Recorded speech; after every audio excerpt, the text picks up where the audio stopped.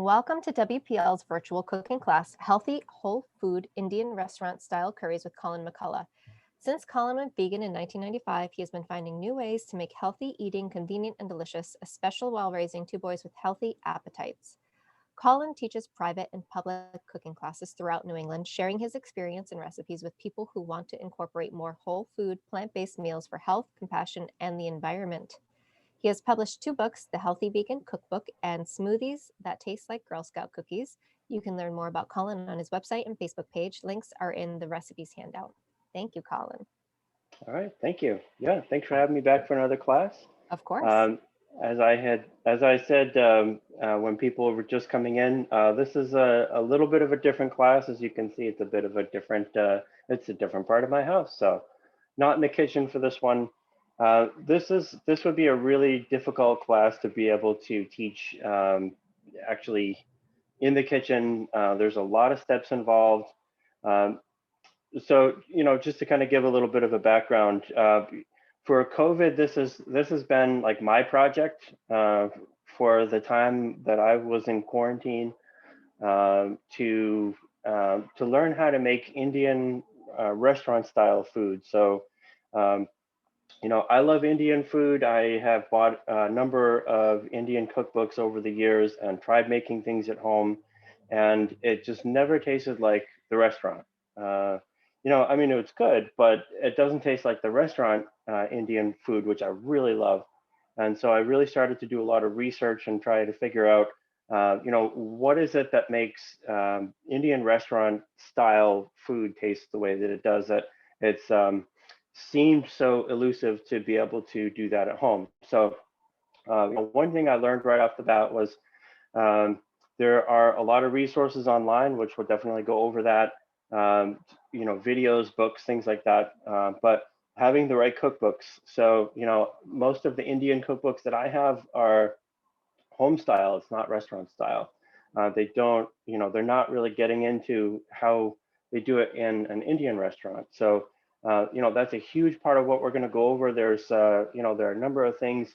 One of the handouts is kind of an overview that has a lot of notes that I put down, just kind of an overview of different things that make restaurant style food taste the way that it does.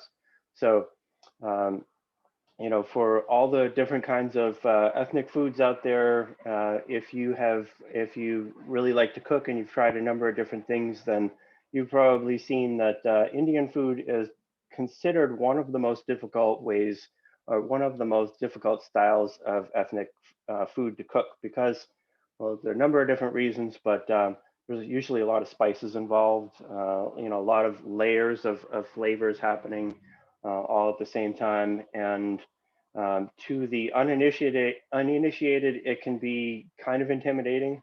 If you look at a traditional Indian recipe, then there's going to be a lot of spices that you may not have already in your pantry, and you need to go to an Indian supermarket to be able to find some of these things or order it online. Fortunately, in Worcester, you have several Indian grocery stores pretty close by. The one that I used to go to all the time was Patel Brothers in Shrewsbury, up on the hill on Route 9. And love going there all the time.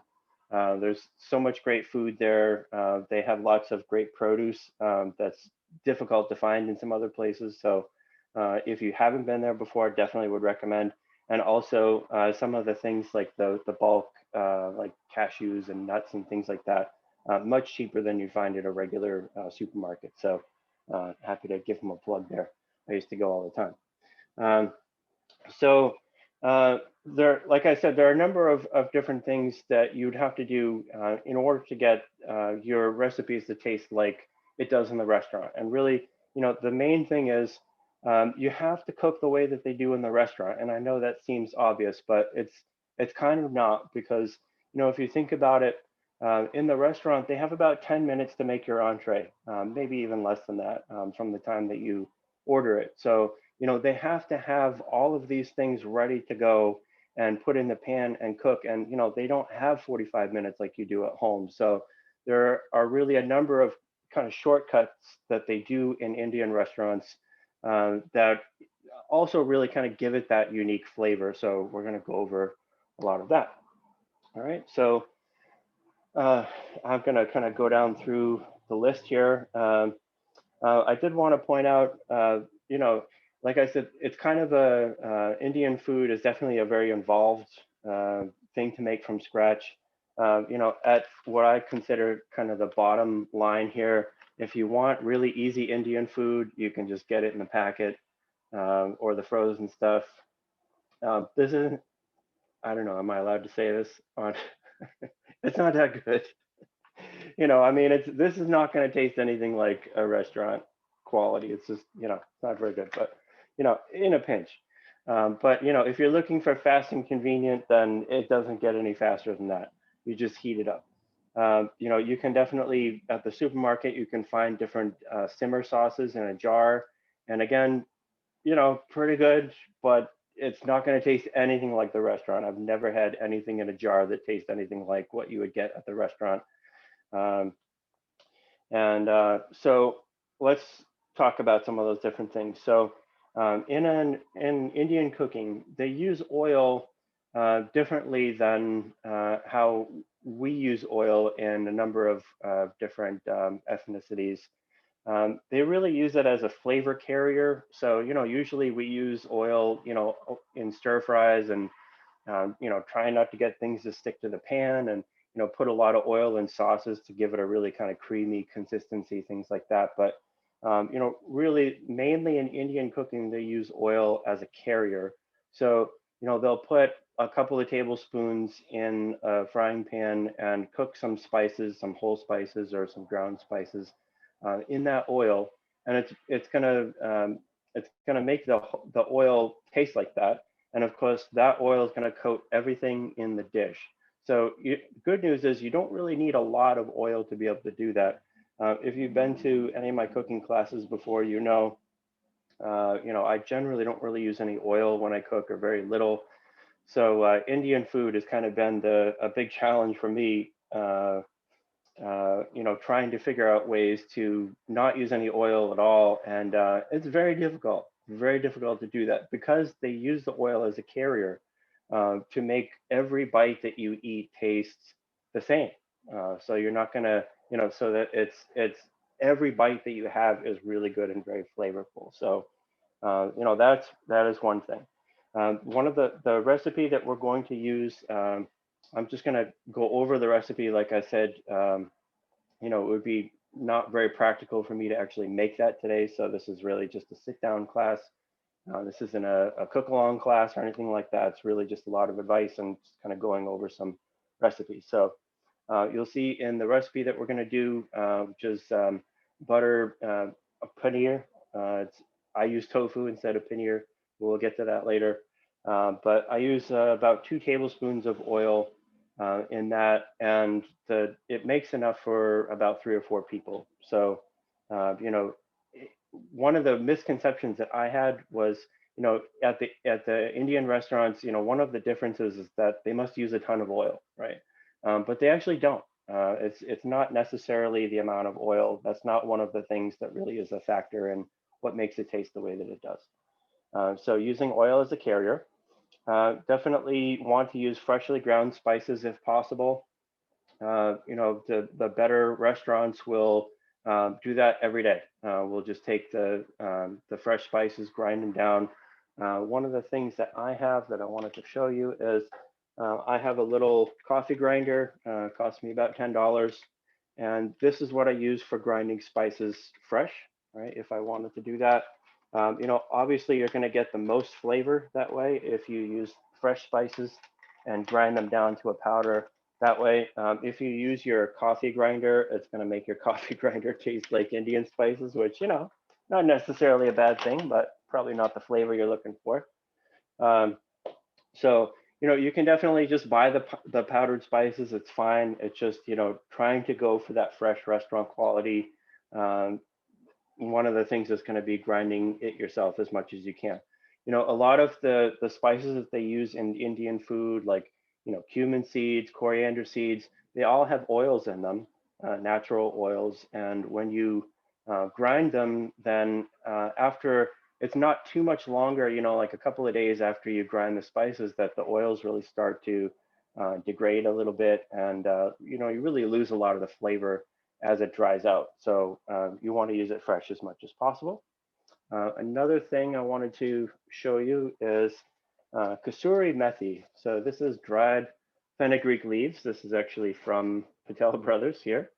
And so Kasuri methi, it kind of looks like oregano, I guess, here. And this is one of the things that I had really never heard of before until I really started to try to make restaurant uh, Indian food. If you smell that, if you smell the box of kasuri methi, then you will say, ah, that's the smell in the restaurant. You know, you recognize it right away. And you know, so typically that would be one of the things that you might temper or you might put in the oil. Um, it comes as the dried leaves, as you can see.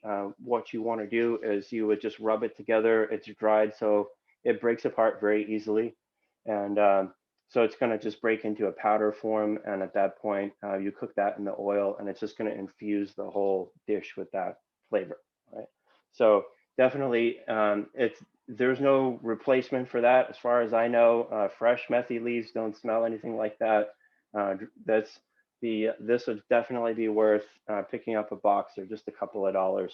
And this, I've never seen this outside of an Indian supermarket. So worth going for that or ordering it online. I'm sure you can get it on Amazon and delivered right to your door if you wanted to do that.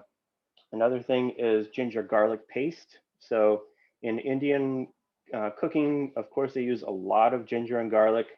And so you can buy these jars here, ginger garlic paste. This is a 1-to-1 ratio of ginger and garlic together. Just, you know, for convenience sake, you can get, you know, the jar at the store. It's much faster than, you know, trying to take out the garlic and the ginger and to grate it, you know, before you're making each recipe. But it doesn't taste as good as fresh. So you can definitely, like I said, 1-to-1 ratio. If you wanted to make it yourself, then you just use a grater for the garlic and the ginger, and then put it in a little bit of water and oil, put it in a freezer, and it can keep like that for a very long time. But, you know, again, really good restaurant that you go to, they're going to be doing that every day. They're going to be making that fresh. They're definitely not going to be using the stuff in the jar. So just as a matter of convenience, then you can do that. One of the probably one of the main things that makes sort of a shortcut that they use in a restaurant that really makes things taste the way that they do in the restaurant is they typically use base gravy, which is sort of like the Indian version of bouillon, right? So I'll show you here. So this is not something that you can buy that I've ever seen. You have to make this. If you want to make Indian restaurant style curry, you have to make base gravy. And I do have the recipe for that here. It's kind of one of those things that like every restaurant kind of has their own take on it, I guess, if you should say. Sort of their own version of this. You know, this isn't really widely publicized. You know, when I was, you know, buying Indian cookbooks when you know, years ago, I definitely never saw this in any of the cookbooks. This is basically, they use this as the base of a curry for many, many, many different things on the menu. And they might add some more spices to this, but it's the base of everything. For any liquid curry that you have, there's the onion paste that we'll talk about for more dry curries. But this I got from, there's a guy on YouTube called Julian Voigt, and he has a YouTube channel called Curry Academy, and he's kind of where I got started.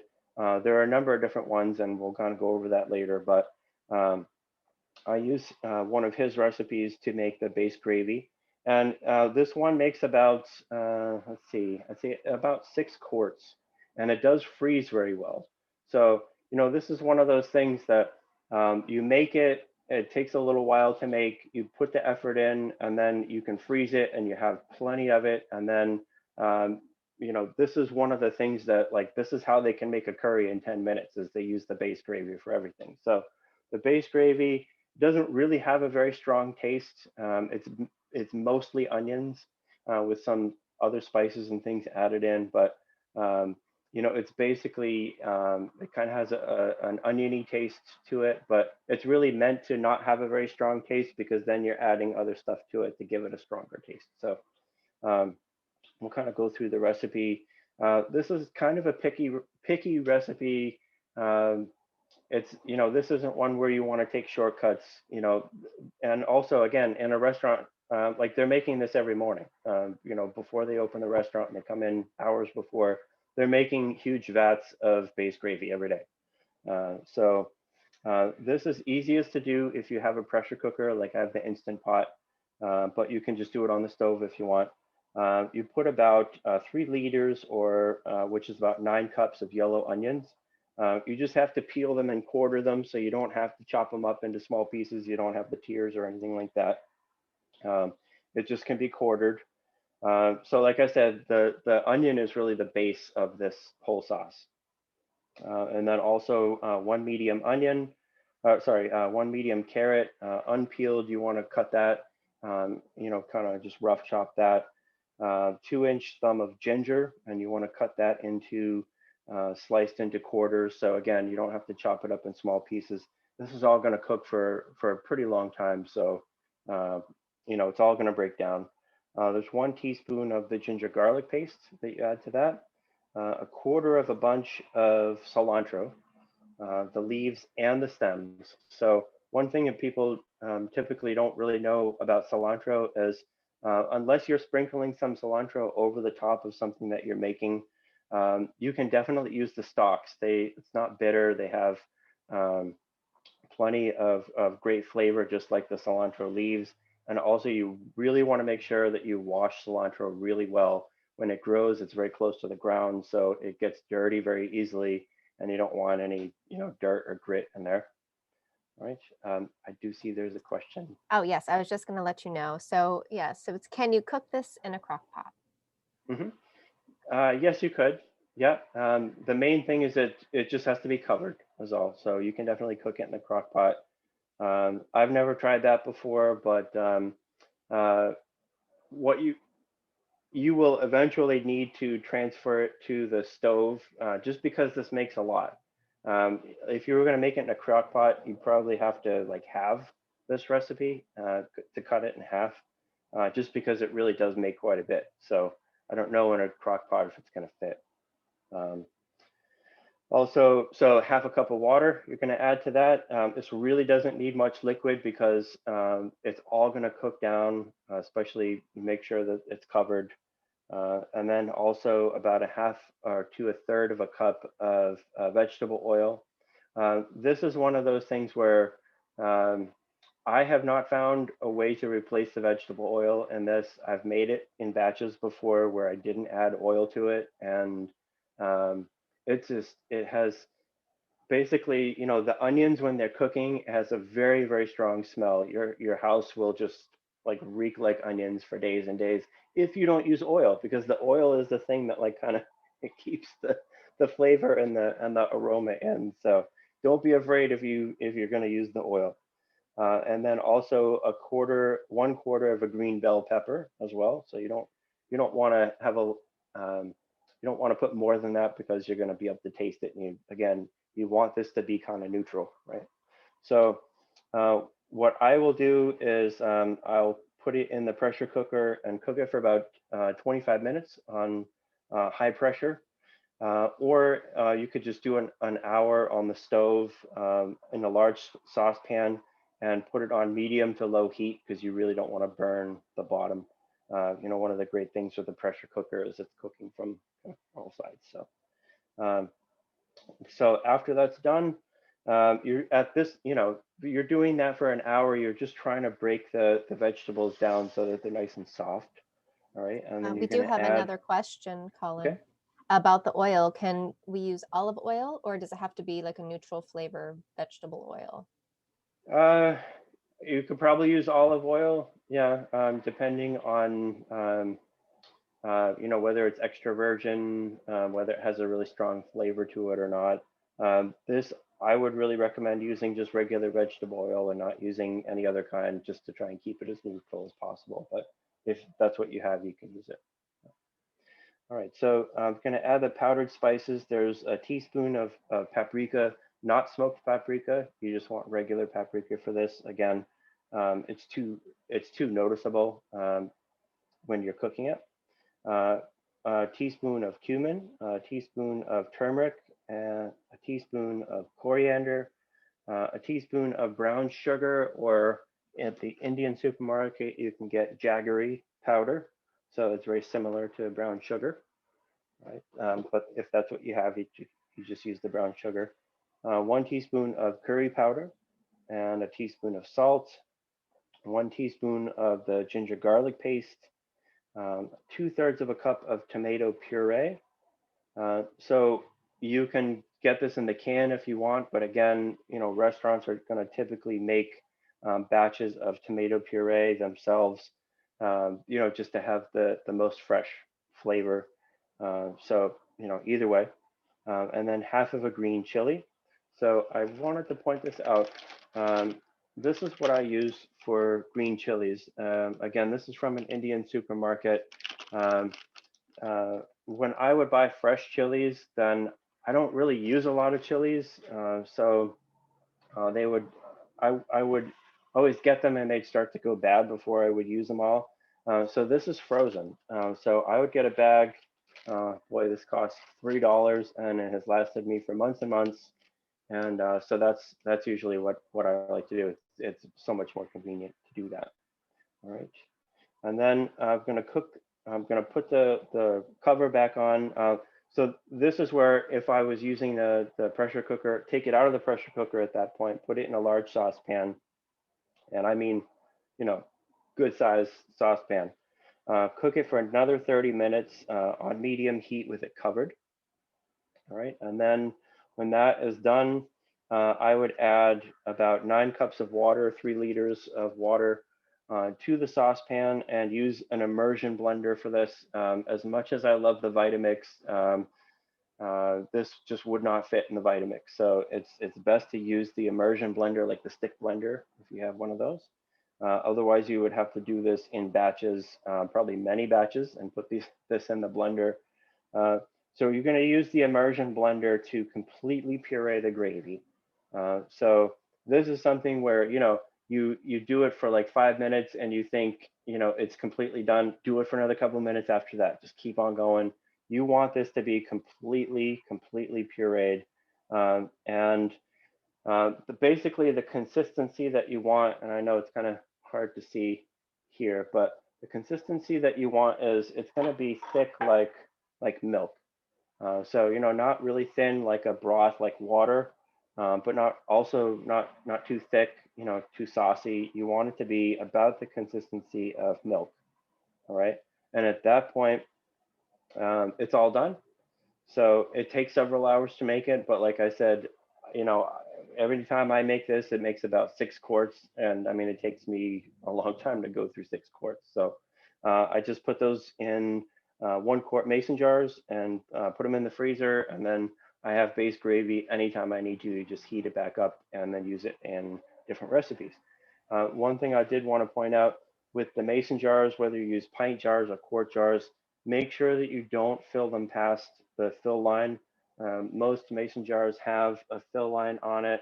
I know you can't really see it here, but there's that line right there. That is for freezing liquids. You don't want to put it past that because when it freezes, it will expand and it will break. It'll break the glass, which is a real bummer. So, I have a all right. question Okay. about how much of that do you use for a recipe? Typically, it's going to be half a cup, 1 cup, which really doesn't seem like a lot, but it is one of the things that you can't you can't like take bouillon and put it in instead. Like there's no substitute for that. You have, if you want Indian restaurant style food, you have to have base gravy as far as anything that I've made. You know, this butter paneer recipe that we're gonna do or go over, that was probably the first thing that I ever made, and my wife will attest to this. The first thing I ever made at home that I said, yes, that is exactly it. Like, that tastes like takeout Indian, like that's perfect. It's so good. So we'll get to that. All right, so there's the base gravy, and like I said, it's typically used in the more liquid curries. So some of like the potatoes and spinach recipes, things like that. They're more of a dry curry. You wouldn't really want to use liquid like that. You don't want it to come out, depending on what you're trying to make. So the alternative version to that is onion paste, which is what I use in dry curries, where it's not very liquidy. And so we have the recipe for that. That is based on this cookbook, which I'll talk about a little bit more a little bit later. But Misty Ricardo, which does not sound very Indian, Curry Kitchen, Indian Restaurant, Curry at Home, Volume 1. But, in fairness to him, Colin McCullough doesn't sound too Indian either. So this is also sort of a base to use. Think of it like a paste, a bouillon paste, but the Indian version of that, right? So this one, we're just gonna go down through the recipe. So you'd want to use 3 medium onions, yellow onions, 1/3 of a cup of vegetable oil for this, and this is another one where it's really important to use the oil. Don't take it or don't not put the oil in because your house is going to stink like onions for days. Don't make the same mistake I did, because believe me, when you live in a small house, then it smells like onions for a really long time. I'm going to put in a 4-inch cinnamon stick, 4 bay leaves, 1 tablespoon of tandoori masala. That is a spice blend. You can either buy that spice blend or you can make it yourself in these cookbooks that we're going to go over. There are recipes on how to make it yourself. It's really just a combination of other spices that make tandoori masala. So it's just a combination of powdered spices. 1 teaspoon of cumin powder, 1 teaspoon of turmeric powder, 1 teaspoon of finely chopped garlic, 1 teaspoon of curry powder, 1 teaspoon of garam masala, which is also a spice blend. I'm going to see. This is what I get. So this also comes from Patel Brothers in Shrewsbury. So I make a lot of Indian food. So for me, it makes sense to get spices in this bulk. But also a teaspoon of the jaggery or brown sugar and 1/3 of a cup of water.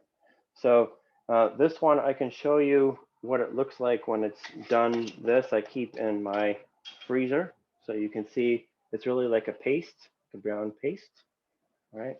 And this keeps a really long time. So this doesn't make a ton like the base gravy, but really, you're only using about a teaspoon in any recipe. So this really does last a long time.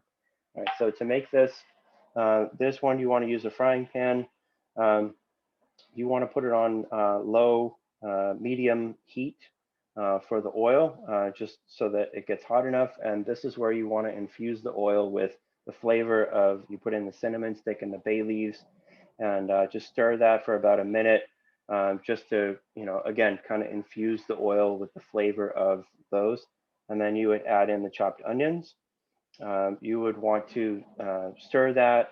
Make sure you keep scraping down the sides. You don't want any of the onions to burn on the side of the pan. And really, what you're doing in this recipe is you're caramelizing the onions. So it's going to really change the flavor of the onion and give it a really delicious flavor. That's, caramelized onion is part of what you taste in Indian restaurant food. All right, but just make sure that it doesn't burn. Make sure you keep stirring it and really stay on it. It will take some time for it all to turn brown. And this is one where you really can't walk away from it. You need to really spend some time. But like I said, you make this once and it lasts for a really long time. Uh, you add the garlic into the mix. Make sure you don't add that in with the onions because the garlic tends to burn much faster than onions. So you add the garlic in later, and then you mix in the spices. You stir that and then cook for another 5 minutes just to kind of cook off the rawness of the spice, the powdered spices that you put in. You would want to remove the cinnamon stick and the bay leaves, and then put this mixture into a food processor or the Vitamix if you have maybe the small container, but you probably want to put this in the food processor and just keep running it and scraping down the sides. So you really want to blend it. Then you add the water, or you add the water before you start blending it, and you blend it or use the food processor until it makes a really thick paste. All right, and then what I like to do is I'll put it in here, but you can use the silicone ice cube trays if you wanted to. That's a way that you could, put it in like 1 teaspoon at a time and just have little individual servings. So that's how to do the onion paste. All right. So I'm going to jump back into the, now that I've done those 2 recipes, jump back into the recommendations for other ways to get it to taste like restaurant style. One thing that I would definitely recommend with Indian food that I always do is what's called mise en place. So that's having everything prepared and ready and measured out and chopped before you start cooking. Because like in a restaurant, like I said, they have about 10 minutes. They're like cooking 3 other things at all at the same time. So they're just taking things, putting it in. They have such a short amount of time. You definitely you don't want to like sit there and chop the onions and add that in, and sit there and chop tomatoes and add that in. It would just take a really long time to make the dish. So it's really important to have everything already measured out and ready to go as much as possible before you start cooking. Another thing with the restaurant style is, this isn't something where like in a regular recipe that we're used to, where you're just going to add everything in and cook it for a while. Indian food is really based on a number of different flavor layers of things that they add in at specific times. So, normally I like to say I'm a very lazy cook. I like to have the appliances do all the work for me. I'm more of the fan of put a bunch of stuff in the slow cooker or the, Instant Pot and just, let it do its thing. Indian food, you really need to do it in layers. This isn't, you look at the ingredients list and say, well, why don't I just dump all that in at the same time and just cook it? No. It tastes right. It's definitely not going to taste like a restaurant if that's the way that you do it. And then one more thing, to use aluminum pans if you can, or whatever pans that you have. The idea is you want to have really fast heat response control. So you want to be able to turn it down quickly, and like if you use a cast iron pan to do this, the cast iron, because there's so much mass to it, it's going to take too long for it to come down in temperature.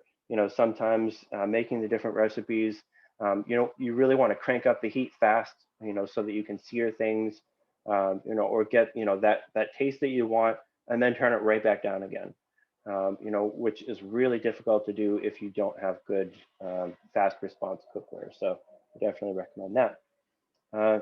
And also some tips on how to make the food healthier. They definitely use oil in restaurants. They're going to use butter or ghee or margarine, I suppose, but most of the time it is dairy, butter, or ghee, which is clarified butter. So unfortunately for me as a vegan, a lot of times, I always have to ask every place that I go, what's vegan, or if they can make it without putting butter in it. But one of the things is to use, if you like to have the vegetarian meals, something that has paneer in it, which is the Indian cheese. It's very similar to tofu in its consistency. It's frustrating to me as a vegan sometimes because honestly, you could just use tofu and probably nobody would even notice because it's really is so similar. So the thing is, you definitely want to use extra firm tofu. So wherever you shop, you want to get extra firm as much as possible. You don't want to have much water in it. So like regular extra firm tofu, you probably would want to take that out and use a tofu press or put some plates on it and just squeeze out as much moisture as possible to make it as firm as possible. At Trader Joe's, like in Shrewsbury, they have super firm tofu that is perfect for a paneer. So you could do that. And also, tofu doesn't really have much of a taste to it, just like paneer. Paneer has a cheese, like it doesn't really taste like cheese. It's a very different consistency from, regular cheese that you're used to. So you can just use the tofu. Um, Use the oil where it counts. Like I said, you don't need to use a ton. I mean, most of the recipes that I've seen, people are not like taking the bottle and just putting in a ton of oil. You really only need a couple of tablespoons to make a dish that would feed like 2 or 3 people. Um, Also, I like to use cashew cream instead of single cream. Basically, it's a 1-to-1 ratio of cashews and water. So, I'll put in like half a cup or 1 cup of cashews and 1 cup of water in the blender. Just blend that together. And it basically is just making a really thick cashew milk, which, doesn't really have a strong taste to it, but similar to dairy, single cream, it's going to be sweet and it's going to have the same kind of consistency. So you could use that. Like I had said, it's better to use the fresh tomato to make puree if you can. Some people will go as far as making their own tomato paste as well. You know, uh, the more you make yourself, the closer it's going to taste like, what a restaurant typically does. Because like I said, they'll come in early in the morning and they just start cooking and making, prepping all of the vegetables and cooking all the meat ahead of time, and they're making the base gravy every day and things like that. So uh, I have a all, question, Colin. go ahead. Yeah. So what's the difference between the tomato puree and tomato paste? The puree is just blended tomatoes. Okay. Um, so, with a Vitamix, you can just put in tomatoes. You don't have to seed them. You don't have to peel them. You can just put it in, let it go, and just blend it um, until it's completely pureed. Whereas tomato paste, you would do that, and then you would put it in um, a saucepan and just cook it down, reduce it until it's a lot thicker, and it, Okay. it just has a more concentrated, stronger tomato flavor that way. Mhm. And it definitely tastes better than anything that you're going to get in the can. But that's also a lot of work. So depends on how much you want to get into it. All right. And then the last thing for tips to make it healthier is I had recommended you can definitely use mock meats, with all the different uh, vegan chicken and vegan ground and stuff like that that you can find at supermarkets now. It's so much easier. Believe me, I've been vegan for 25 years, and 25 years ago, it was really difficult to find any meat substitutes, but they're everywhere. I mean, like regular supermarkets have all this stuff now. So, rather than using real chicken, you can use the substitute vegan chicken. It's going to be so much healthier, and in the end, it's covered with sauce and covered with curry, and I really know that you're really going to tell the difference anyway. So there's that.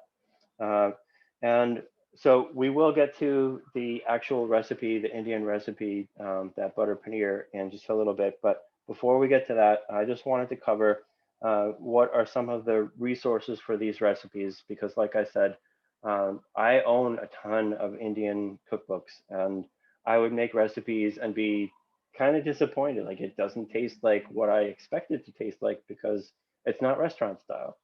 So there are some YouTube channels I definitely would recommend that you check out. I've learned so much from them. There's the Curry Academy that I was telling you about. Julian Voigt, he's had a YouTube channel for Indian curry. Um, he's like the first one. He's had his channel for over 10 years. He used to run curry, an Indian takeout restaurant in England. And, so he knows the recipes. He's done a lot of research. And so that's a great one to follow. The next one is Stephen Heap, Heap. He's got a great channel. Latif's Inspired. He also runs an Indian restaurant. And so he'll make videos showing you in the kitchen of the restaurant how the different recipes, how he makes it. Dan Toombs, he's also known as the curry guy, right? So he has the books, and also Misty Ricardo that I was showing you. This book, it's Richard Sayce, it's Sayce is his name here. All right, and then also I forgot to put on here, Al's Kitchen is another YouTube channel that has a lot of different recipes, restaurant style Indian food. So this is generally known as BIR style, which is British Indian restaurant style. So what we have when we go to an Indian restaurant in the United States, that's considered BIR style. Because it was popularized in India, in England, before it kind of made its way over here. So, when you watch the YouTube videos, they're definitely going to refer to BIR style quite a bit, and so that's what they're talking about. As far as the cookbooks go, Julian Voigt, he has a couple of print cookbooks out here. I think I have these, but he has a couple of ebooks that I think they're like $8 or something like that. Best $8 I ever spent. You can just get it right away as a PDF, and it has so much of the information that we're talking about today. Different base gravy recipes. He's got a lot of links to the YouTube videos that he's made in that. So definitely would recommend those PDFs, the downloaded ebook as well. The curry guy, like I said, he has a whole line of curry books.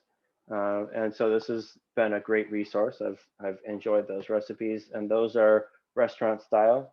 And then also the Indian restaurant, the Misty Ricardo books. He's got a couple of volumes, and these are really good as well as print books.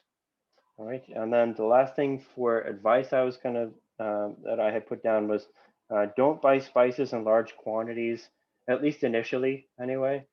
Just try them out. So, like I said, it really takes a while to kind of build up your pantry for these Indian spices. Like I'll show you here. This is, move this over for you. This is one of 3 bags of Indian spices that I have in my pantry that are just full of Indian spices. So it takes a while to accumulate that. Don't feel like you have to go out and buy everything. When you go to an Indian supermarket, there's a really long aisle, like at Patel Brothers, with all the different spices. Basically don't buy those big bags. Just buy the small bags first, just to kind of get into it. If you find recipes that you really like and you want to make multiple times, and it's worth it for you to get, the larger sizes like that, go ahead and do that, definitely. But start small. Don't be overwhelmed with spending like hundreds of dollars on the spices. You can just get the little amounts. All right. Often see fresh methi in the store. How does one use it? There are recipes that fresh methi leaves are used for, where that's the recipe is. It's like methi leaves and potatoes or something like that is a common dish.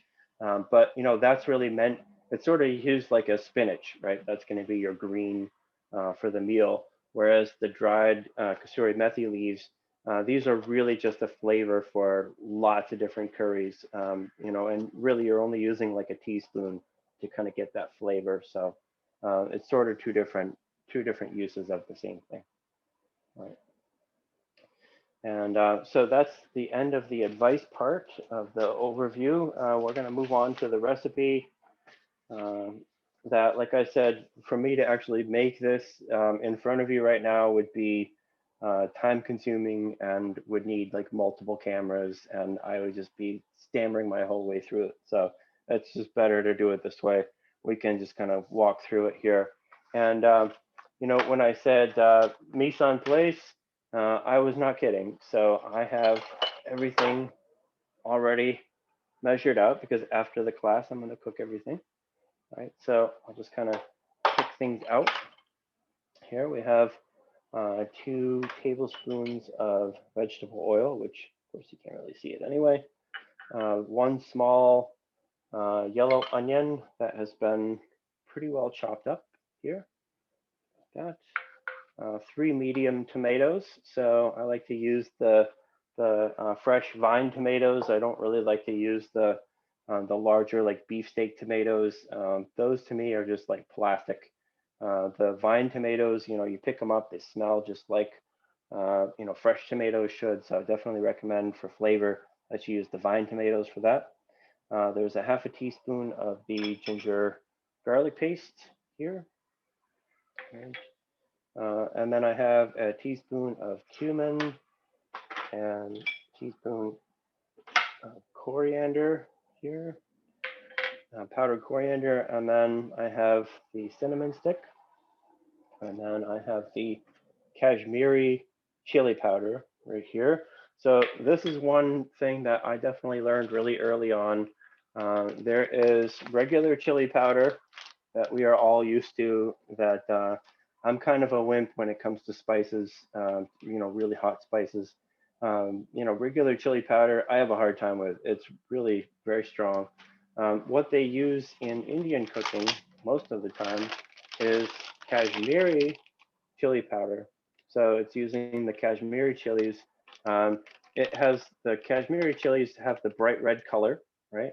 But this is a very mild chili powder. So when you buy the cookbooks and it says use a teaspoon of chili powder, it's this that they're talking about, not the other kind, not the regular kind.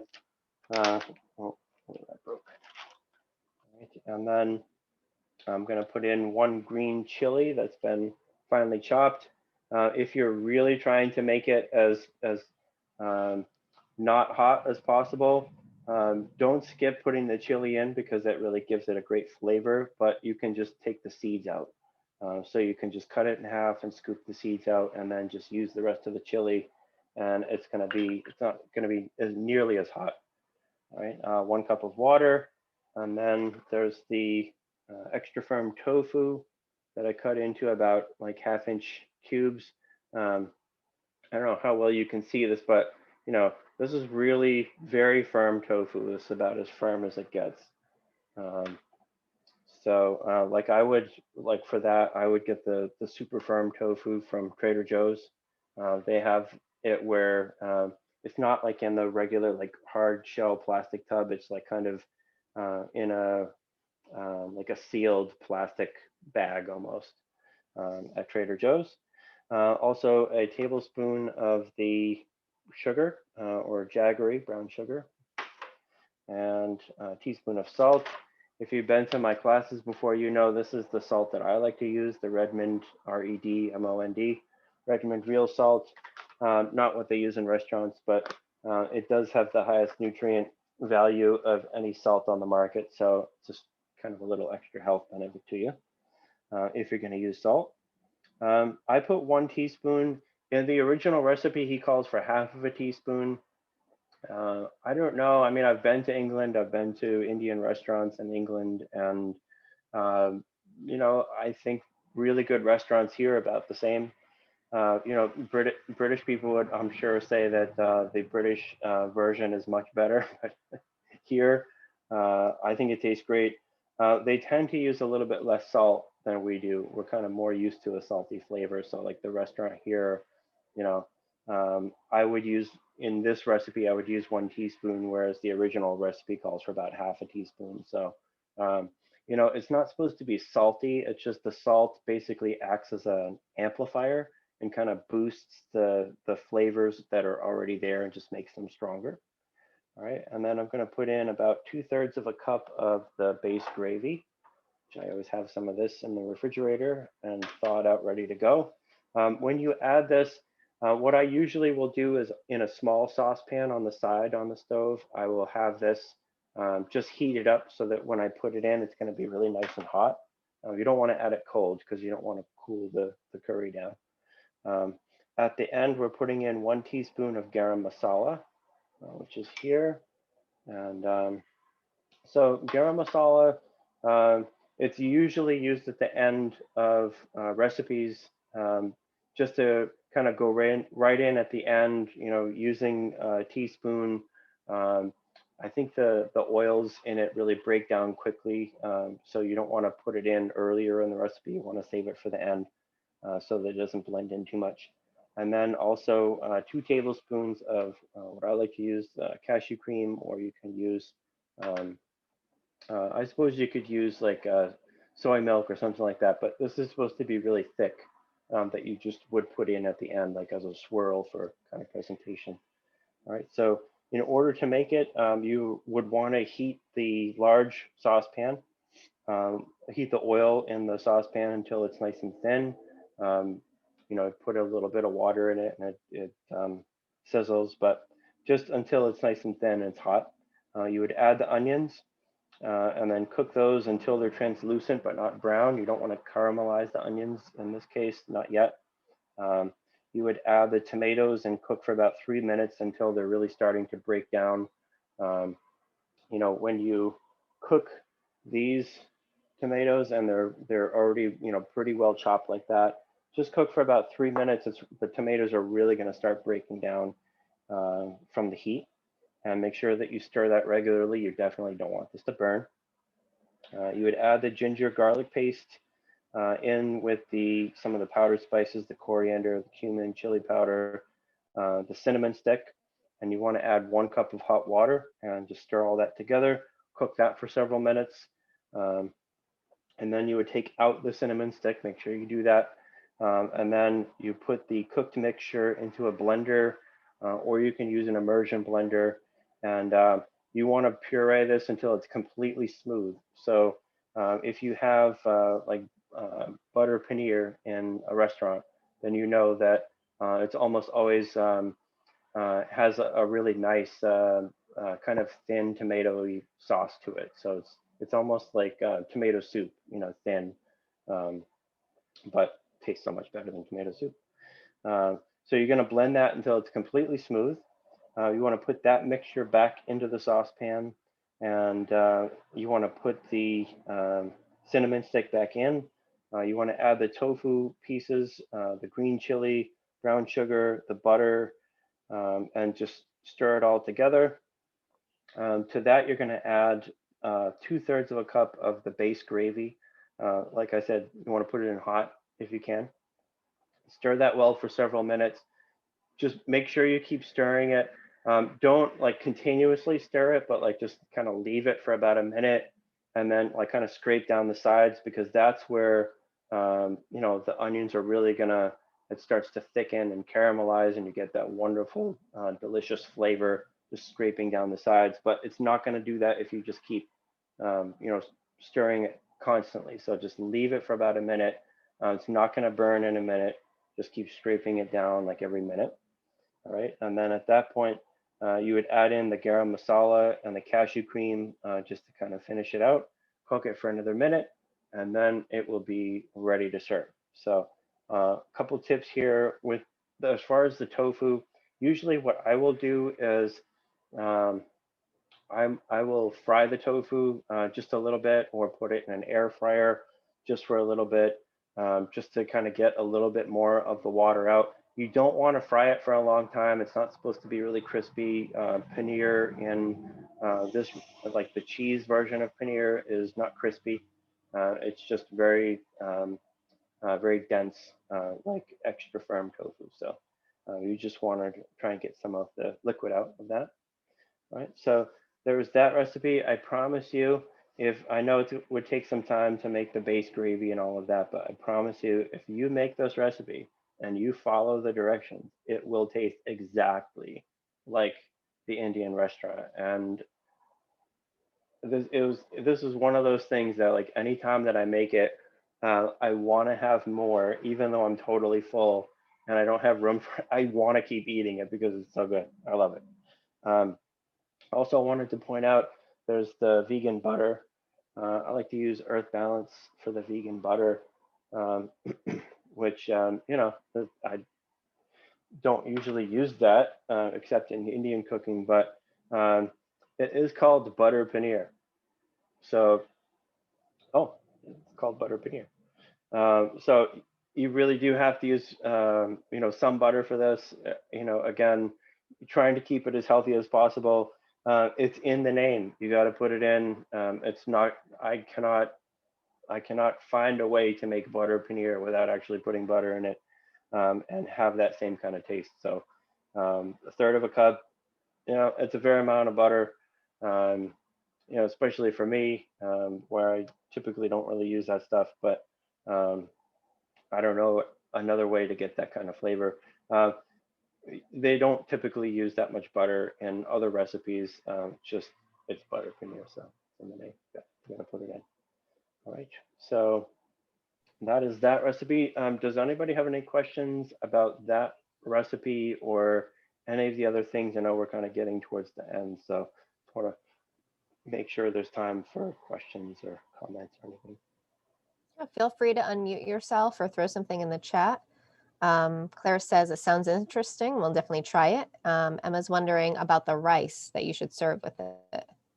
Yep, I always use brown basmati. A lot of times in the restaurants they use white basmati, but they always use some kind of basmati rice. Um, you should be able to find that in a regular supermarket. Definitely at Patel Brothers, they definitely have that in large bags. You can get big quantities, and like I said, it's kind of intimidating at first because there's stuff you have to make, like the base gravy. You have to make that before you can actually make the recipe for the different Indian food. But if you get these books and you want to make food that tastes like the Indian restaurants, then so many of these will have, like a cup or half a cup of base gravy. And once you have that and you have that in your freezer, that's the hardest part. You know, from there and that and the spices, if you have those on hand or if you need to pick them up, then, the rest is just chopping. And then once you have it all in place, it only takes about 10 minutes to cook. So, it seems really intimidating because of all of the steps that it seems like you have to do. But once you get that base gravy, everything else is so much easier. Thank you, Colin. I am posting some links in the chat.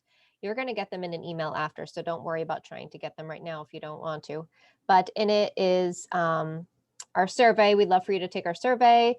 Colin's recipe handout, which includes the vegan paneer butter and the base gravy and all that good stuff you talked about today. Also, a blog that we've put together for nutrition and healthy cooking resources, as well as a link to our classes. And Colin has a class coming up June 26th, I believe, at the same time, 2:30 on Intro to Whole Grain. So if you're interested in that, please register. You can register now. It's up on the calendar. Yes. So if there aren't any other questions or comments, thank you everybody for coming, and we will see you next month. Wonderful. Happy cooking, everybody. Yes. Thank you. Bye.